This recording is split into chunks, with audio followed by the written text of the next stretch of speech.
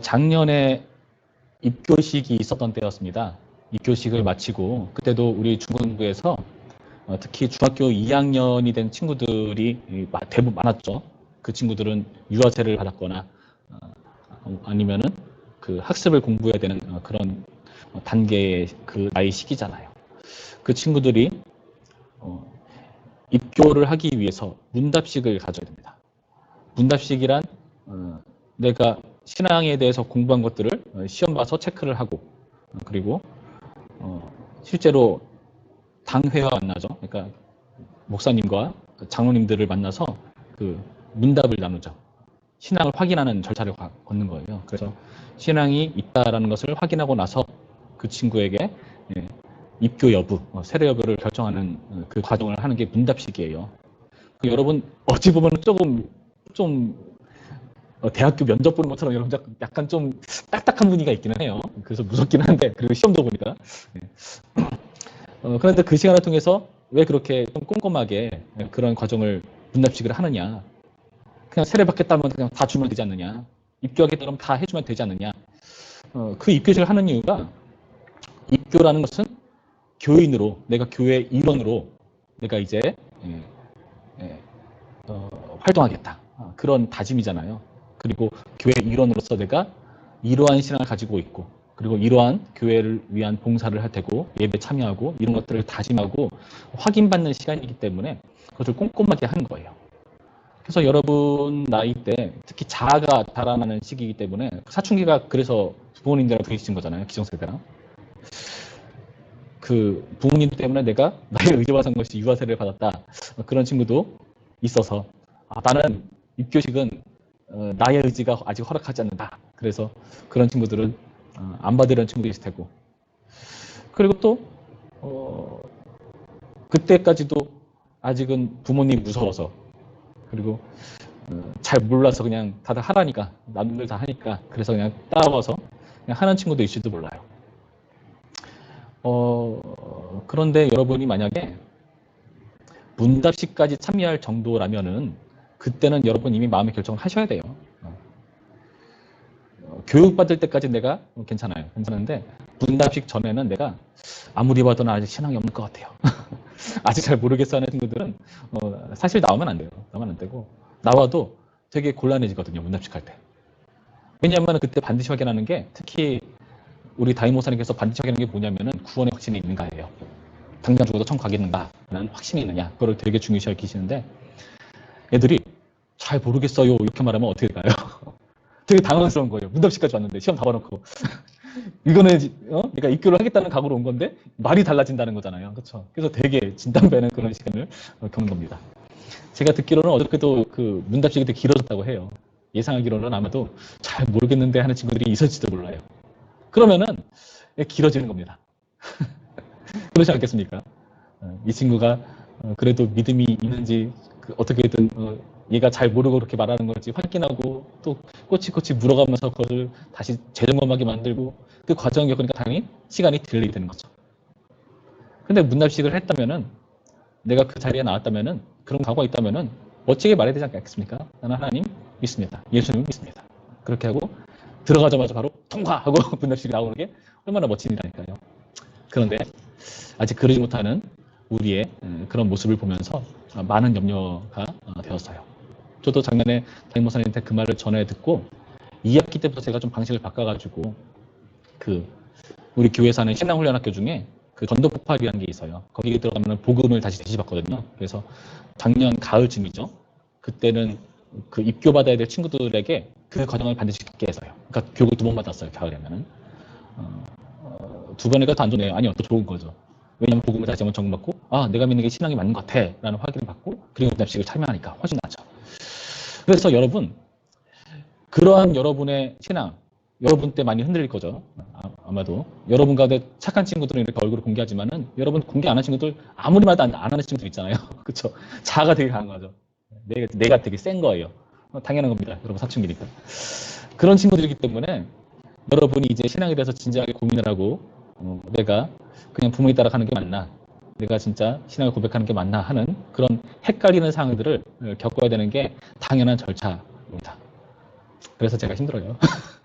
초등부 때는 모르잖아요. 그냥 다 따라오니까 하는 거지만 중고등부 때는 제가 여러분의 인격을 존중해야 되잖아요. 그러니까 기다려줘야 되고 계속 좋은 말로 해줘야 되고 지금 혼낸다고 여러분 듣으니까 더 반발하지. 그렇죠? 그래서 그런 분에 참 어렵다는 생각을 가져봅니다. 마찬가지예요. 우리가 오늘 읽은 본문에서도 신앙이 연약한 모습들을 보여주는 사람들이 나와요. 신앙이 너무 약해요. 신앙이라는 것은 믿음이잖아요. 믿음. 그 믿음이 약한 모습. 그런데 어떤 사람들의 믿음이 약했는가? 의외로 예수님과 함께 있었던 12제자, 그들의 모습이 굉장히 연약했다는 것입니다. 그러니까 여러분, 어떤 부분에 있어서는 안심해야 됩니다.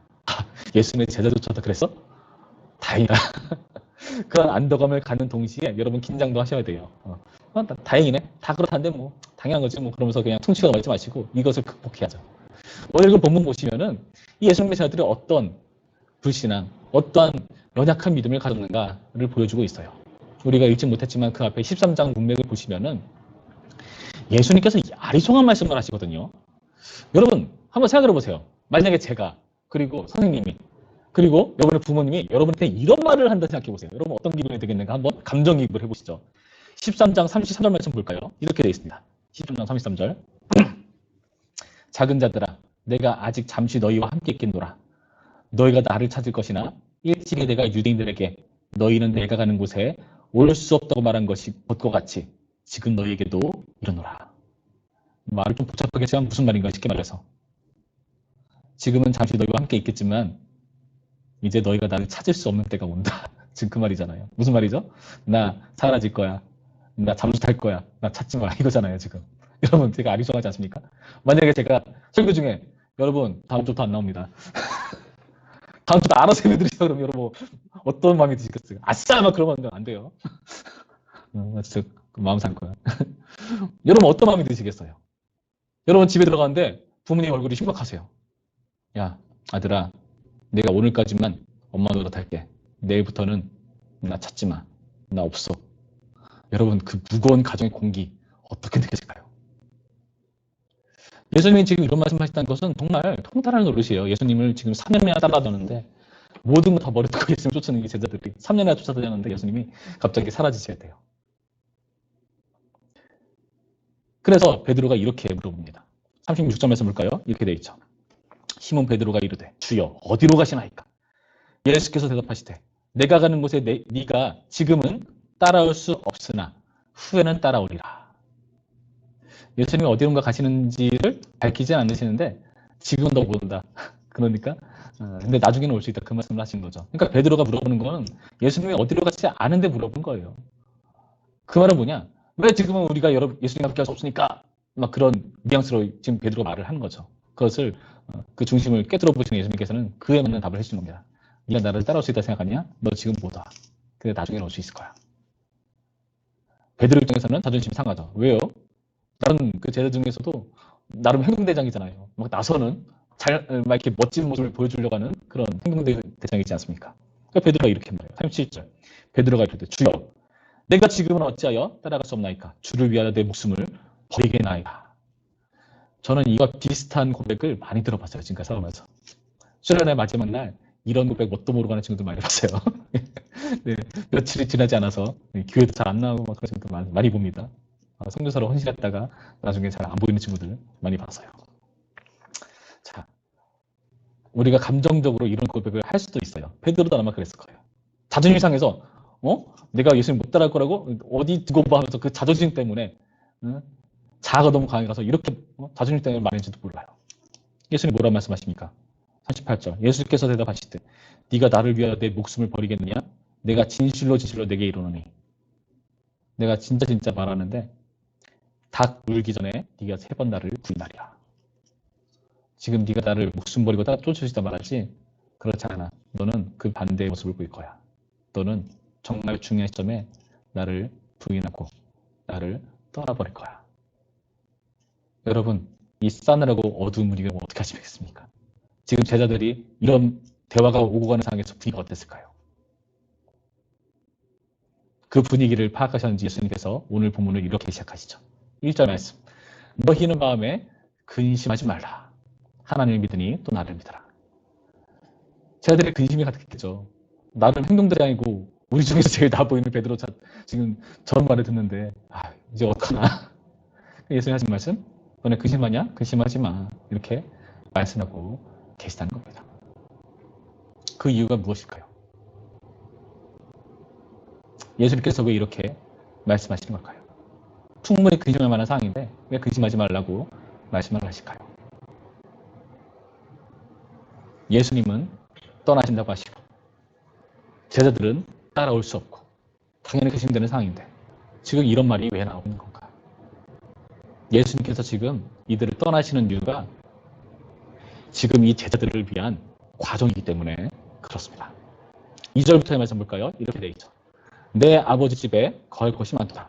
그렇지 않으면 너희에게 일렀으리라. 내가 너희를 위하여 거처를 예비하러 가노니 가서 너희를 위하여 거처를 예비하면 내가 다시 와서 너희를 내게로 영접하여 나 있는 곳에 너희도 있게 하리라. 여러분 이 말이 무슨 뜻일까요? 예수님 가신다는 것이 아버지께로 간다는 뜻이었구나. 하나님께로 가신다는 뜻이었어요. 근데 너네가 지금 뭐다? 근데 내가 가는 거는 너희로 올 수 있게 하기 위해 내가 가는 거야. 너희를 위한 거처를 내가 준비하려고 예배하려고 가는 거다라고 말씀을 하시는 겁니다. 여러분 아버지 집에 거처를 예비한다는 게 무슨 뜻 같습니까? 너무 말이 어렵죠. 추상적으로 여겨지죠. 근데 나중에 요한복음 문맥을 쭉 보시면은 여러분 우리가 하나님 앞에 설 수 없는 죄인이에요. 우리가 죄가 있고 죄 문제를 해결받지 못하고 하나님께로 나아갈 수가 없는 존재들입니다. 그 죄의 문제를 해결해야 되죠. 무엇을 통해서요? 누군가의 죽음을 통해서. 그 누군가는 아무 인간이나 안 돼요. 왜요? 인간이 죽는다는 것은 자기 죄로 죽는 것밖에 아니거든요. 모든 사람이 다 죽지 않습니까? 왜요? 모든 사람이 다 죽는다는 것은 모든 사람이 다 죄가 있다는 증거이지 않겠습니까? 죄의 삭은 사망이니까요. 그런데 죄가 없는 사람이라면 죽지 않겠죠. 그 죄가 없는 사람은 없어요. 그러니까 하나님밖에 없는 겁니다. 하나님께서 우리처럼 인간의 영과 육체를 취하시고 이 땅 가운데 오셔서 이 땅 가운데 죄를 한 번도 안 지으세요. 처음부터 끝까지 온전히 하나님께 순종하십니다. 그래서 율법의 모든 요구들을 다 지키세요. 우리는 율법을 다 못 지키잖아요. 그렇죠? 하나도 못 지켜서 다 넘어져 버리잖아요. 근데 율법을 모두 다 지키세요. 여러분 이것을 좀 어려운 용어로 예수님의 적극적인 순종이라고 합니다. 적극적인 순종. 왜요? 예수님의 본인의 의지로 지키고 행하신 거니까요. 그러다가 나중에 그 순종의 끝에 십자가를 지시는, 십자가에 달리시는 순종을 하세요. 여러분 이것을 어려운 말로 수동적인 순종이라고 해요. 왜요? 죽는 것은 예수님이 자살하는 게 아니잖아요. 그렇죠? 누군가로부터 당해야 되는 거잖아요. 그래서 예수님의 죽는 것을 수동적인 순종으로 해요. 그래서 레위기 제사법을 보면은 우리가 제물을 가져오잖아요. 흠없는 제물을 가져옵니다. 거기 죄인이 머리에 안수를 해요. 그래서 전가가 일어납니다. 전가. 나의 죄가 그 양에게로 전가 넘어갑니다. 그리고 그 흠없고 순전한 그 어린 양의 그 깨끗하고 정결함이 온전함이 나에게로 전가가 돼요. 쌍방 전가가 되는 거죠. 예수님께서 정해볼까요? 예수님이 적극적인 순종으로 이루어놓으신 그 온전함이 우리에게로 전가되고요. 우리의 그 더러운 죄가 예수님께로 전가되는 거예요. 그리고 나서 그 예수님은 십자가에 달려서 우리의 죄 문제를 해결하시는 겁니다. 그래서 우리는 하나님께 나올 수 있는 새롭고 산 길을 알고 있다는 것이다. 여러분, 예수님께서 우리를 위한 거처를 예비하시는 의미가 뭐냐면은 우리가 죄인이기 때문에 그 죄의 문제를 해결하시고 하나님께로 나아갈 수 있는 길을 열어놓겠다. 십자가를 내가 감당하겠다라는 의미라는 것입니다. 그래서 예수님이 지금 당장 떠나는 것처럼 보이고 힘들어 보이지만은 그게 오히려 제자들을 위한 것이다. 십자가를 달리시고 죽으셔서 부활하시고 승천하셔서 예수님 보좌 우편에서 우리를 위해서 간구하시는 그 사역을 감당하셔야 하거든요. 그렇다면 여러분, 우리의 모습을 돌아봐야 돼요. 예수님께서 떠나신다는 것은 우리를 위한 사역이라고 말씀드렸습니다. 우리는 종종 우리의 소망이 사라지는 순간들이 있어요.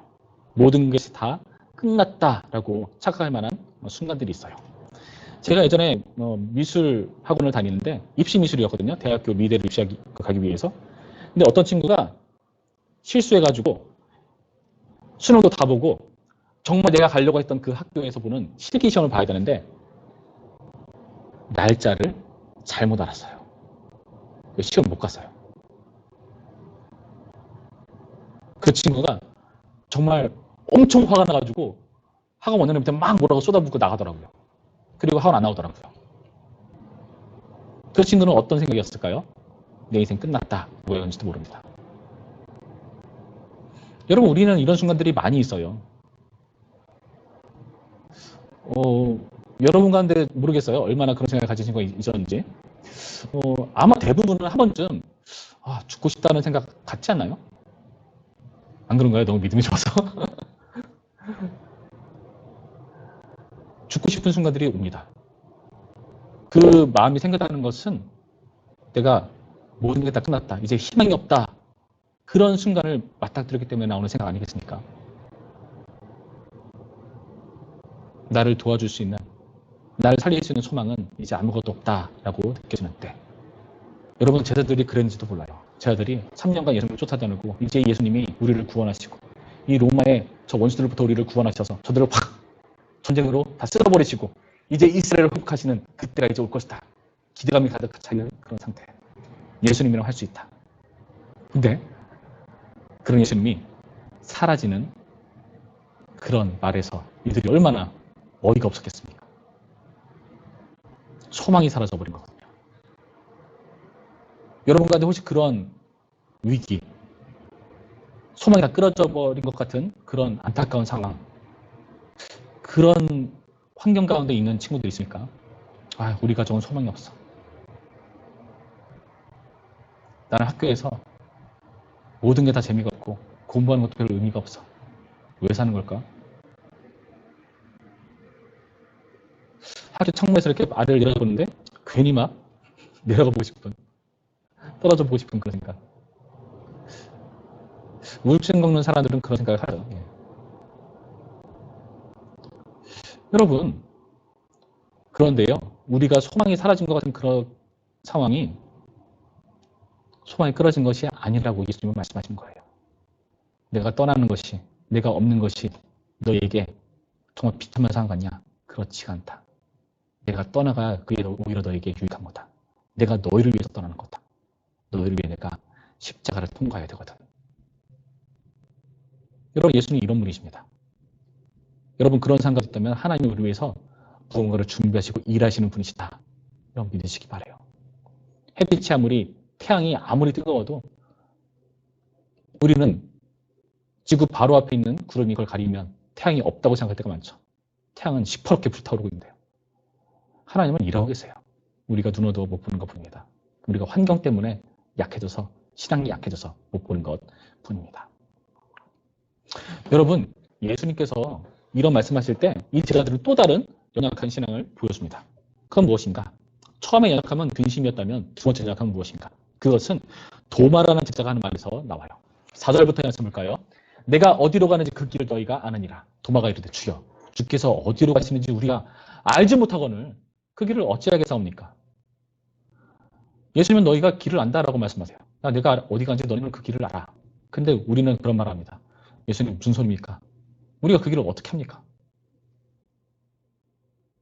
우리 몰라요, 그 길. 그렇게 말하는 사람들이 있습니다. 2절 말씀 볼까요? 예수님께서 뭐라고 대답하시죠? 예수께서 이르시되 내가 곧 길이요 진리요 생명이니 나로 말미암지 않고는 아버지께로 올 자가 없느니라. 여러분, 예수님께서 왜 너희는 길을 안다고 말씀하셨을까요? 길을 모른다고 하는 자들을 향해서요. 이들은 예수님을 알거든요. 예수님이 길이 되시고 진리가 되시고 생명이 되신다는 것을 여기서 말씀하시지 않습니까? 너네가 나를 알잖아. 그러니까 너는 길을 아는 거야. 그런데요, 우리는 도마같이 죽을 때가 많아요. 여러분, 우리는 길이 있어요. 예수님이라는 길이 있어요. 근데 제가 이렇게 예수님이라는 길을 말하면 여러분 마음과 어떤 생각이 드십니까? 또 그 얘기야? 예수님밖에 말할 게 없나 그렇게? 현실을 좀 알고 말하신 건가? 대학 가는데 예수님이 무슨 소용이 있단 말인가? 내가 취업하는데 예수님이 무슨 소용이 있단 말인가? 내가 학교에서 심각한 왕따를 당하는데 어울릴 친구가 하나 없는데 예수님이 도대체 거기서 무슨 일을 하신다는 건가? 여러분, 그래서 우리는요, 여러분 예수님을 고백한다고 믿는다고 하지만 사실 여러분의 삶을 잘 들여다보세요. 그럼 여러분이 정말 예수님을 길로 여기는지 그렇지 않은지가 드러납니다. 어떻게 드러날까요? 여러분이 예수님보다 더 중요하다고 생각하는 것을 여러분 쫓게 돼 있어요. 예수님이 나에게 기쁨을 주나? 행복을 주나? 재미를 주나? 만족을 주나? 안 주던데? 나는 게임하는 게 훨씬 만족스러워. 내가 게임을 해서 내가 더 업그레이드 되고 뭔가 아이템이 늘어나가지고 함께 게임하는 분들이 나를 우러러보고 그런 게 훨씬 더 나에게 행복인데, 나에게 만족을 주는데. 여러분, 그렇다면 여러분 지금 도망가시 바라는 겁니다. 여러분, 그 길을 우리가 어찌 합니까? 나 예수님 몰라요. 예수님 길을 인정하지 않아요. 예수님 길이 안 되세요. 나의 길은 여기 있어요. 나의 길은 친구에게 있어요. 나의 길은 공부에 있어요. 나의 길은 내가 어떤 길에 취업하느냐 거기에 달려 있어요. 여러분, 우리의 때가 이런 부분에 놓여 있다면 우리는 예수님을 길이라고 인정하지 않는 것이고요. 도마와 똑같은 질문을 예수님 던지는 사람밖에 안 되는 겁니다. 그래서 여러분 이 중고등부 시절에, 사춘기 시절에 이 길 대신, 진리 대신, 생명 대신 예수님을 여러분 정말 만났으면 좋겠어요. 그렇지 않다면 여러분 평생을 방황할걸요. 20대, 30대, 40대, 50대, 60대, 80대, 90대 여러분 평생을 방황하게 되어 있습니다. 여러분 대학 가면 끝일 것 같죠? 안 그래요. 대학 가서 저는 편입하는 사람들 무지 많이 봤어요. 좋은 대학 가면 취업 잘 될 것 같죠? 조금이라도 그래도 다 안 된 친구들보다는 더 유리할 것 같죠? 여러분 안 그래요. 날고 긴다고 하는 대학 나와도 알바 자리 하나 못 구해서 쩔쩔매는 사람들 지금 많이 있어요. 여러분, 예수님이 길이 되신 겁니다. 예수님은 길과 진리와 생명이 되시는 분이라고 말씀하세요. 여러분의 인생 가운데 있어서 유일한 길은 예수님밖에 없어요. 그렇지 않다면 여러분 잠시 잠깐 여러분이 뭔가 잘 풀려가지고 좋게 나가서 내가 가는 이 길이 맞나 보다. 역시 예수님이 아니라 내가 찾은 이 길이 맞았어.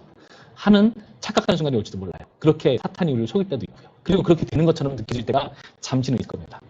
그러나 영원히 가지 않습니다. 그 수많은 재벌들이 자살을 하고 가정 가운데 그런 다툼이 일어나고 친구끼리 돈을 먹고 튀고 달아나고 그런 일이 왜 생기는 겁니까? 길을 잘못 알기 때문에, 예수 믿기는 자체를 인정하지 않기 때문에 벌어지는 연약함. 여러분 이 시대들은 또 어떤 연약함이 있습니까? 아까는 근심, 지금은 길을 모른다는 그런 연약함. 이번에는 이런 연약함을 보여줍니다. 빌립이 이렇게 말합니다. 7절부터 볼까요? 너희가 나를 알았더라면 내 아버지도 알았으리로다. 이제부터 너희가 그를 알았고 또 보았느니라. 빌립이 이르되 주여 아버지를 우리에게 보여주옵소서. 그리하면 좋겠나이다. 빌립은 하나님을 못 봤대요. 하나님을 확인할 수가 없다고 말하고 있어요. 내가 하나님을 믿고 나서 뭔가 놀라운 하나님의 역사들이 이루어져야 내가 하나님을 인정하겠는데 그렇지가 않아 보이거든요. 예수님 메시아라고 믿고 따랐는데 이 메시아가 이스라엘을 로마로부터 구원해내지 않고 그런 왕으로서의 적을 다 깡그리 무시해버리고 우리 떠나시겠다? 하나님 우리 기도를 듣고 계시는 게 맞나? 이런 생각, 여러분 우리도 하고 있는 생각입니다. 하나님이 살아계신다는데 내 인생에는 왜 아무 일도 안 하시지?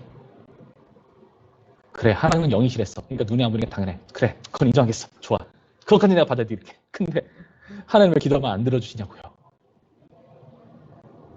그러면 둘 중 하나네요. 하나님이 무능하거나 하나님이 안 계시거나. 확인 불가한 하나님이기 때문에 우리는 이런 빌과 같은 마음을 가질 때가 많다는 거예요. 여러분 저도 그런 생각 가졌어요. 하나님 정말 살아계신 게 맞나? 어떨 때는 나이가 들고도 목사이고 또 어떨 때는 순간순간 불쑥 마음이 들어요. 왜 하나님 잠잠하시지? 사탄이 주는 생각입니다.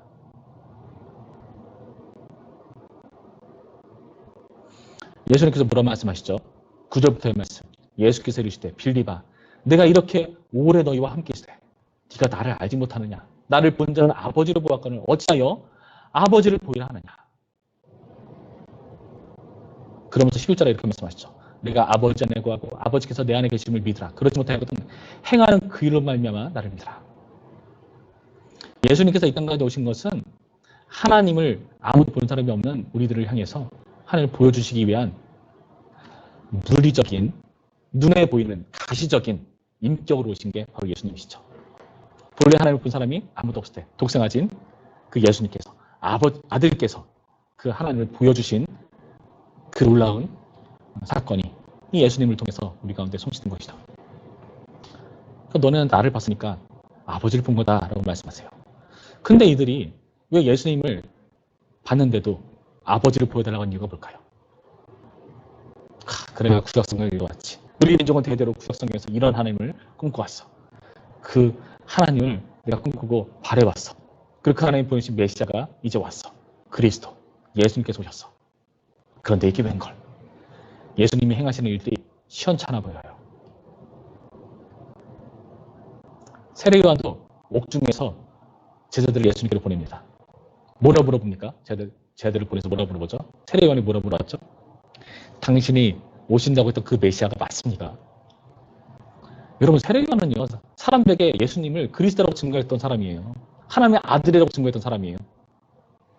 옥에 갇히고 나니까 어이가 없는 겁니다. 예수님이 오셨는데 도대체 뭐 하시는 거야? 내가 지금 옥에 갇혔잖아. 이게 뭐야? 야, 제자들아, 가서 한번 따져봐라. 당신 정말 메시아 맞는지 물어봐라. 무슨 뜻일까요? 내가 생각하는 그런 하나님의 모습이 보이지 않는 거예요.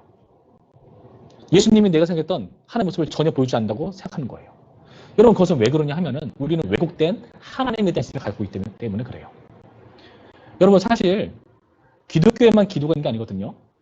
이슬람교에도 기도가 있고 불교에도 기도가 있어요. 불교에 기도가 있는 건 좀 이상하죠. 불교는 원래 자기를 수행하는 종교인데 우리나라에 오면서 변질이 됐죠. 이게 뭔가 신앙을 하는 그런 종교로 변함이 됐죠. 원래는 사실 그래서 종교라기보다는 철학이 같은 게 불교인데 이상합니다. 뭐 힌두도 있고 여러 신들 성경입니다. 그 모든 행세 가운데 기도라는 형식은 다 있어요. 놀랍게도요. 거기에 신의 이름만 딱 빼버리잖아요. 그러면 모든 기도의 내용이 다 똑같아요. 그래서 요즘 막 이상한 사람들이 많이 나옵니다. 서로 막 다투고 막 이렇게 불편하기 싫으니까 서로 다 이해해 준 거예요. 그래, 네가 믿는 신도 신이고 내가 믿는 신도 신이야. 모두가 다 한 신을 섬기는 건데 이름만 다를 뿐이야. 자, 그렇게 퉁치고 우리 다 화해하자, 평화를 누리자, 화합하자. 오, 종교 통합 대단해. 세상은 막 멋지게 엄척할줄 몰라요. 그런데 여러분, 그렇지가 않아요. 여러분, 만약에 여러분이 믿는 하나님의 그 모습이 여러분이 기대했던 하나님의 모습과 다르다면은 여러분, 하나 믿고 싶습니까? 빌립이 말하는 그 태도가 바로 그런 태도라는 거예요. 예수님은 뭐라고 말씀하십니까? 나를 본 자는 아버지에서 본 거다. 세례 요한이 제대로 포용해서 당신 그 오실 그 메시아 맞습니까? 야, 세례 요한한테 가서 똑똑히 전해. 내가 와서 무슨 일이 일어나는지를 똑똑히 전해. 내가 와서 병든 자가 고치고 눈 먼 자가 눈을 뜨고 못 듣는 자가 듣게 되었어. 구약에 예언됐던 메시아에서 그대로 언급하십니다. 그리고 그 작업을 실제로 하셨고요. 이거 그대로 전해. 구약을 한다는 선지자 세례 요한이 그 선지자가 맞다면 내가 말하는 게 뭔 말인지 알 거야.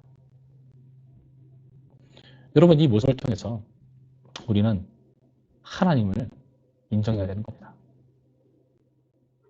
그리고 또 어떻게 보면은 우리가 오늘 하나님을 못 봤다라고 말하는 것은 사실 반성의 여지가 좀 있기는 해요. 예수님께서는 지금 물론 물리적으로 안 계십니다. 하나님 보좌 편에 지금 계시죠. 수선하시잖아요. 그리고 우리한테 보혜사를 보내주셨어요.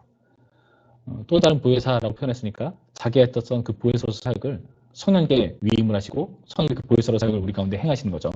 그래서 우리와 함께 거하시면서 우리 가운데 죄를 지을 그런 위기에 있을 때 마음에 양심에 찔리게 하시고 그리고 말씀 듣다가 하나님의 마음을 깨닫게 하시고 이런 사역을 우리 가운데 행하시는 분이 바로 성령님이죠. 그리고 성령님 안에서 어떤 능력도 나타나는 일들이 하나님 뜻 안에서 있기는 합니다.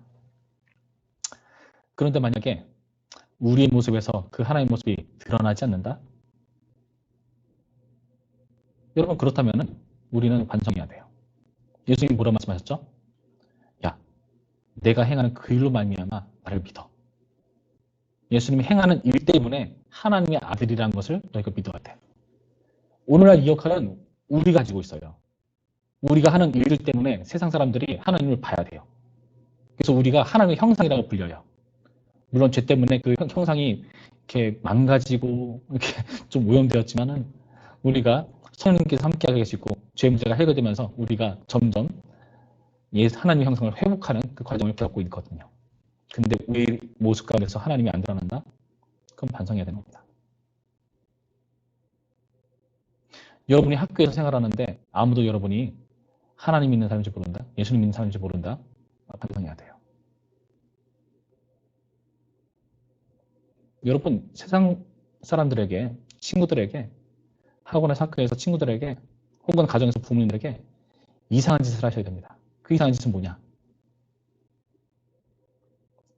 다들 하기 싫어할 때, 남들한테 떠맡기고 싶은 그런 일들이 있을 때, 남들을 회피하는 일들이 있을 때, 그럴 때 여러분이 하겠다고 해야 돼요. 그럼 사람들이 이상하게, 너 이거 왜 해? 남들 다 싫어하는 일인데, 남들 다 꺼려하는 일인데, 너한테 아무런 득이 되지 않는 일인데 왜 하려고 그래? 그때 여러분 말하는 겁니다. 예수님이 날 위해서 그렇게 하셨거든. 내가 공동체를 위해서, 친구들을 위해서, 가정을 위해서 내가 그 희생 내가 칠게. 그런 것이 바로 하나님을 드러내는 일이에요.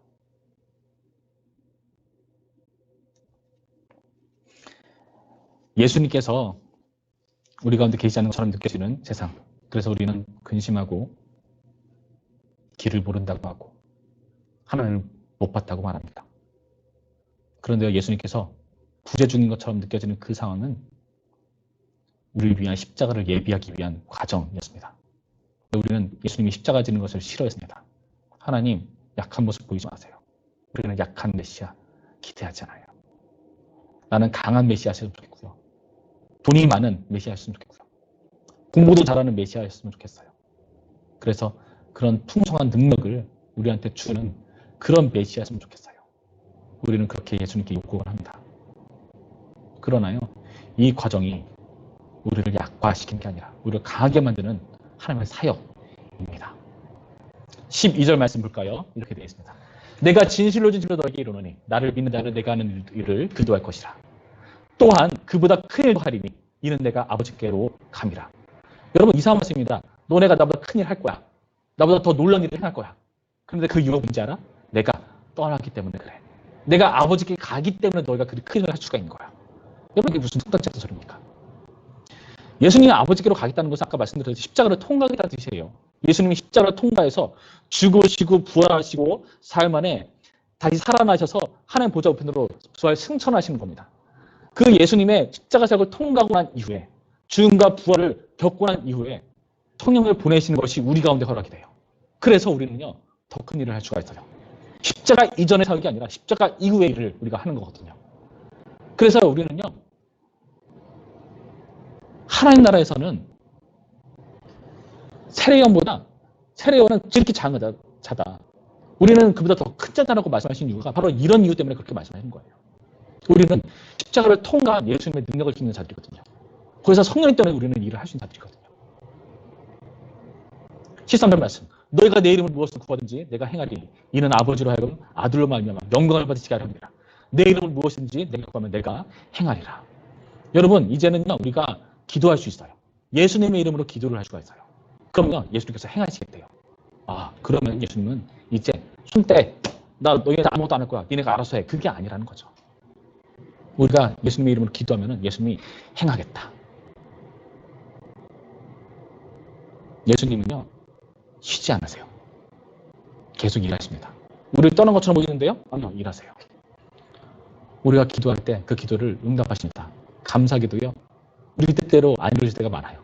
여러분 그게 감사합니다. 왜요? 내 뜻대로 행하면 망하는 거거든요. 여러분 이러한 능력이 우리 가운데 주어지는 것이 바로 오늘날의 현실이라는 것을 기억하시기 바랍니다. 여러분의 인생 가운데 예수님이 없는 것처럼 느껴지세요. 여러분 이 과정이 여러분이 강해지는 길이라는 것을 오늘 말씀을 통해서 되새기시기를 바랍니다. 여러분 우리 너무나 많이 근심하고 너무나 많이 길을 모른다고 하고 너무나 많이 못 봤다고 대답합니다. 딱 우리의 모습 아닙니까? 그런 자들에게 여러분 예수님의 십자가 의미가 무엇인지를 다시 한번 돌아보시기 바랍니다.